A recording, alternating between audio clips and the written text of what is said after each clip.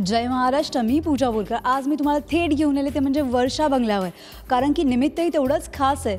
अमृताताई म्हणजेच अमृता फडणवीस, मुख्यमंत्री देवेंद्र फडणवीस यांची पत्नी, यांच्या अनेक अष्टपैलूनंतर आता त्यांचं एक नवा पैलू आपल्याला पाहायला मिळते, तो म्हणजे ॲक्टिंगचा. त्यामुळे ताईची डॅशिंग एंट्री जी माझ्या मते मॉडेलिंगमध्ये झाली आहे, सिंगिंगमध्ये झाली आहे, त्यामुळे आत्तासुद्धा या क्षणी होणार आहे. ताई प्लीज. खूप खूप स्वागत आहे तुमचं जय महाराष्ट्रमध्ये. मुळात तुमचं पण स्वागत आमच्या घरी. मुळात म्हणजे घर म्हटलं की ताईंच्या इथे अवॉर्ड्स फंक्शन एवढे अवॉर्ड आहेत की म्हणजे कोणकोणत्या फंक्शनचे काय काय असेल ह्याची उत्सुकता मला खूप आहे जाणून घेण्याची. तर सुरुवात करूया. ते म्हणजे ताई एक खूप क्यूटचा आणि छानसा फोटो पाहायला मिळेल, ते म्हणजे देवेंद्र सरांचा. तर या फोटोबद्दल प्लीज मला सांगावं. हा फोटो देवेंद्रजींचा तेव्हाचा आहे, जेव्हा ते जे स्मिअर झाले होते. 22 वर्षाचे असतील तेव्हा, आणि तेव्हा ते खूप प्लस साईडमध्ये होते जसं तुम्हाला दिसतंय. आणि हाच बाजूला मोदीजींबरोबरचा लेटेस्ट एवढ्यातला आहे. तर ते दिवस खाण्यात पिण्यात खूपच ते छान होते. आता त्यांनी छान कंट्रोल केलेलं आहे आधीपेक्षा तरी. माझ्या मते सगळं काही तुमच्यामुळे, तुमच्या फिटनेसचे एवढे तुम्ही त्यांना मंत्र देत असाल की विचारू नका.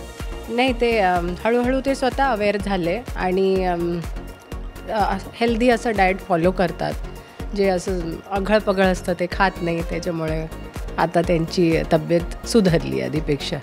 येस, मला सांगा, तुमच्याबरोबर राहून त्यांचं किती डाएट कंट्रोलमध्ये आणण्याचा तुम्ही प्रयत्न केला आहे, आणि किती तुम्हाला बघून की नाही यार तू एवढी म्हणजे असं ते म्हणत असतील की अरे तू एवढी सुंदर आहे, मलाही तेवढंच स्लिम व्हायचं आहे. नाही, त्यांना इच्छा असते, कारण त्यांना एवढं काही करायचं आहे आणि प्लस वेट घेऊन एनर्जी कमी पडते, ते त्यांच्याही लक्षात येतं. तर त्याच्यामुळे ते खाण्याकडे लक्ष देतात. झोप नाही होत पण त्यांची. आणि दुसरी गोष्ट, त्यांना एक्सरसाइजसाठी पण वेळ मिळत नाही, पण ॲटलिस्ट खाण्याकडे आता ते लक्ष द्यायला लागले. त्यांच्या एवढ्या बिझी शेड्यूलमधून तुम्हाला ते कसा वेळ देतं हे सगळ्यांना जाणून घ्यायचं असं. माझ्या मते नेहमी हा प्रश्न तुम्हाला विचारला जात असेल की त्यांच्या एवढ्या बिझी शेड्यूलमध्ये ते तुम्हाला खरंच वेळ देतात का, की कंप्लेन आहे तुमच्या काही? कंप्लेंट तर नाही आहे, कारण लक्षात येतं की केवढं काम करता येते. ते दिवस रात्र ते आपल्या कामात असतात. आणि खायची झोपायची वेळ ज्यांना नाही आहे तर त्यांना मी वेळ द्या असं म्हणणं मलाच ठीक नाही वाटत. पण वेळ ते नाही देऊ शकत आता. अच्छा, मला सांग, ज्या पद्धतीने तुम्ही मागे एकदा बोललेलात एका कार्यक्रमात की खरंच अक्षर तुम्ही डायरीमध्ये लिहून ठेवता की मला हे सांगायचं आहे आणि तुमच्या दोघांमध्ये हा संवाद साधायचा आहे, कारण की आपण मुळात विसरून जातो आपल्या एवढ्या बिझी शेड्यूलमधून. हो, कारण काय होतं, जर दिवसात कोणी 5 मिनटं भेटलं, 2-3 दिवसात 4-5 मिनटं भेटलं तर काय बोलावं त्याची लिस्ट तयारच असते, कारण इतके मुद्दे असतात सांगायला किंवा डिस्कस करायला. तर त्याच्यामुळे ते थोडं लिहून ठेवणं जरुरी होऊन जातं आणि आम्ही पॉईंट्स लिहून ठेवतो. खिडकी पर आई है कुछ बारिशें हो भीगी से लाई है संग ख्वाहिशें. Cut the sound. Stop the music. Ma'am, ये जो आप गा रही हैं इसके साथ आप कोई परफॉर्मेंस कर सकती हैं? यस सर, बट मेरा स्टाइल थोड़ा इंडियन है. या कोई बात नहीं. खिड़की पर आई हैं कुछ बारिशें हो भीगी से लाई हैं संग ख्वाहिशें फिर से हा अल्बम नुकताच लॉन्च झाला आहे. तुमच्या आणि देवेंद्रजींचा असा कोणता क्षण आहे जो खरंच तुम्हाला फिर से ये पल चाहिए मुझे, असा कोणता क्षण आहे? नागपूरला असायचं तेव्हा बोलता तरी यायचं थोडं नीट, आणि डिस्कशन्स व्हायचे. फ्रेंड्सचा ग्रुप होता, थोडी मस्ती व्हायची, ते सगळं मिस होतं. एकत्र आता मी करते माझ्या फ्रेंड्सबरोबर एकत्र येऊन मस्ती, पण देवेंद्रजी नसतात त्याच्यामध्ये. तिथे ते मिसिंग आहेत. हो, तिथे मिसिंग आहेत. मला सांगा, दिविजाला आणि ह्या सगळ्यामध्ये आता कुठेतरी खरंच डिस्टन्स वाढला आहे. तिला घेऊन मस्ती करणं, तिच्याबरोबर फिरणं, या सगळ्या गोष्टी आता खरंच मागे पडल्यासारख्या झाल्या. त्यामुळे तिला तेवढा वेळ खरंच सर देतात का?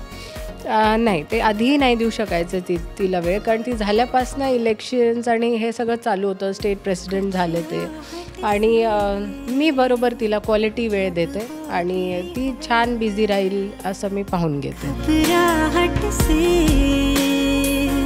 फिर होती है दिन बात के सिरहन से कुछ होती है. कधी तिला ॲक्टिंगचा कुठून कॉल आला तर खरं तिला ॲक्टिंगची संधी द्याल का? तिला ऑलरेडी आलेला आहे 2 मराठी चित्रपटांचा आणि 1 हिंदी चित्रपटाचा, लहान मुलांचे चित्रपट आहेत, पण तिने स्वतः नाही सांगितलं. पण ती प्लेजमध्ये असते, शाळेचे प्लेज जे रॉयल पद्मश्री अँड ऑल करतात, ज्याच्याने स्टेज डेअरिंग वाढतं, प्लेजमध्ये ती पार्टिसिपेट करते. त्याच्यात तिलाच इंटरेस्ट नाही आहे ना, तिनेच नाही सांगितलं. तुम्ही कधी असं तिला फोर्स केला की बाबा हा कर वगैरे म्हणून?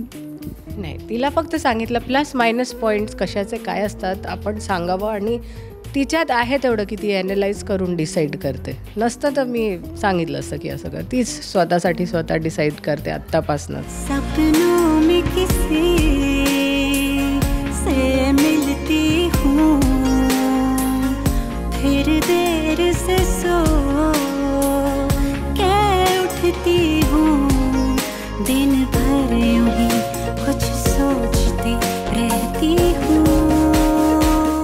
सिंगिंग म्हटलं की द्विजला तुम्ही किती जास्त सिंगिंगचे धडे देत आहे? सिंगिंग जर म्हटलं तर मी तर लहानपासनं शिकत आली, आणि ही इतकी वास्ट फील्ड आहे की आपण जन्मभर शिकत राहतो. पण दिविजा थोडी ओव्हर कॉन्फिडंट आहे. तिला वाटतं की तिला भरपूर छान सिंगिंग येतं आणि ती रोज मला धडे देते. ती सांगते की आई असं गा, आणि मी तिच्यासारखं गायची कोशिश करते. त्यामुळे ही एक घरात माझ्या मते वर्षा बंगल्यावर वेगळीच मैफल रंगत असेल या गाण्यांची. हो, दिविजा, मी, कधी तिच्या मैत्रिणी, असं ते लोक खूपदा मला गाणी ऐकवतात, डान्स करून दाखवतात, भाषणं देऊन दाखवतात, आणि त्यातलं काही चांगलं वाटलं तर मी रेकॉर्ड करून कधी देवेंद्रजींना 1 मिनिटासाठी दाखवून देते भेटल्यावर. भाषण म्हटलं की सर नेहमी भाषणांमध्ये बिझी असतात.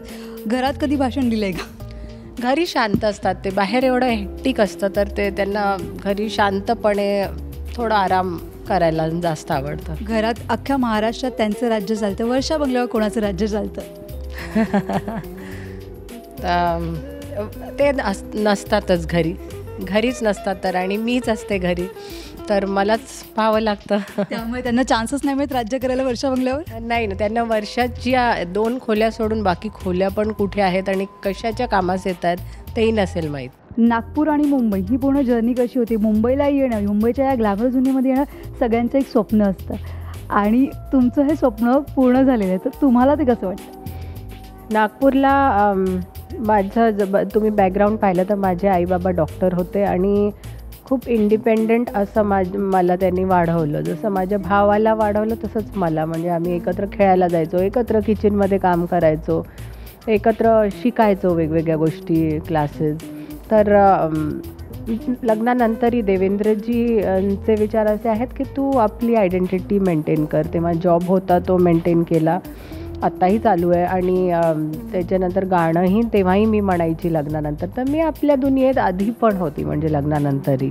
पण मुंबईला आल्यावर काय जो एक बेस बनला होता तिथे, म्हणजे केलं होतं ज्याच्या मागे काम, त्याला थोडा स्कोप मिळाला. म्हणजे मुंबईत एकदम एक्सपोजर वाढून जातं, आणि त्याच्यामुळे हो ग्लॅमरच आहे मुंबई, पण तितकंच मी सांगेन लोक प्रोफेशनल आहेत, आणि ग्लॅमरच्या मागे वाहून जाण्यापेक्षा त्याच्या मागे किती मेहनत आहे हे कळल्यावर असं वाटतं हे फक्त लोकांसाठी आहे दाखवायला, त्यांना एंटरटेन करायला, पण मागे तेवढीच मेहनत आहे जिथे कोणत्याही फील्डमध्ये असते दुसऱ्या.